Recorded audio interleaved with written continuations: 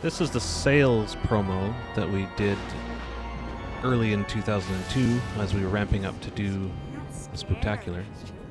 This was to take around to various conventions, I think MIPCOM, to try and sell the show. Hannah looks a bit different. The main thing about this is we weren't using any hair for things. Hannah's skirt and Scary Godmother's hair are these sort of old school cheats with ribbons and transparencies and stuff on them, so it didn't look as good as the new XSI hair that we ended up using. A lot of these shots ended up, we reanimated the shots for the show. A lot of them, we used, you know, the same shot and everything, but we had to reanimate it with the new characters and light it with the new set and everything. Lighting's all over the place in this. Hannah's eyes changed size. We made them a little bit smaller. Her big eyes were freaking people out. The main thing that changed in the design was we got rid of Scary Godmother's mustache. It's not really a mustache, but it kind of looks like one. Jill draws Scary Godmother with these big lips that come off of her face, and so when you're doing that in comics and in her paintings, it looks very cool because whatever expression she has, she can just paint it.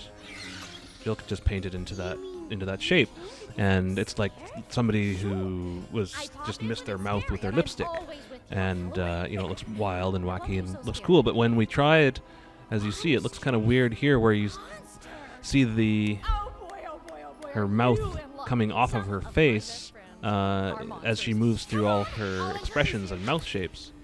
It just looked odd, and it turned a lot of people off when they saw it, so we decided to just get rid of it and go with regular lips. Bugaboo has those big hooks on him, and it's technically hard to do, and but we decided to keep it with Bugaboo because he kind of is supposed to look a little disconcerting. And so here's the cloud sequence, which a lot of the shots we left in the show. I think a couple of them were replaced with the new characters. But here, the idea of this promo was to tell a little story, rather than it just being a trailer. And here's where it differs from the Spooktacular. Scary falls off of the broom, and Hannah flies along, oblivious that she is now controlling the broom by herself. Presumably she would be freaked out if she turned around and didn't see Scary. Scary's trying to catch up with her before Hannah notices. The thing that didn't really work about this trailer was trying to put all the information about the characters in the series into the dialogue as an overdub, dubbed over the action, because people expected that they were carrying on a conversation, whereas really it was supposed to be a conversation that they had at the Spook House, which we were then hearing over top of the ride to the Fright Side, and trying to pack all that information in the audio.